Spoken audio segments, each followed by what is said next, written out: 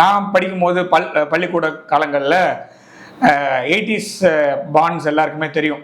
அந்த 13 வயது இருக்கும்போது நாங்கள் 5 பிரைம் மினிஸ்டரை 5 வருஷத்தில் பார்த்துருக்கோம். ஸோ 96லேருந்து 99க்குள்ளேயே பார்த்தீங்கன்னா ஒரு 5 பிரைம் மினிஸ்டர் நாங்கள் பார்த்துருக்கோம்.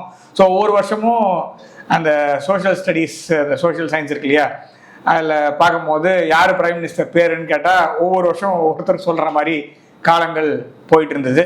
இன்று என்னுடைய மகள் அவங்களுக்கு வேறு எந்த பிரைம் மினிஸ்டரும் தெரியாது.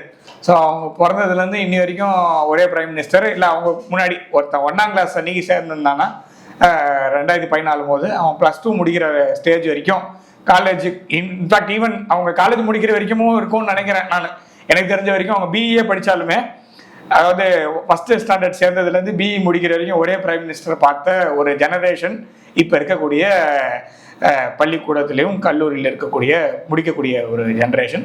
வரவேற்கிறோம். முதல்ல அவருக்கு அவருக்காக என்னுடைய பிரார்த்தனைகள்.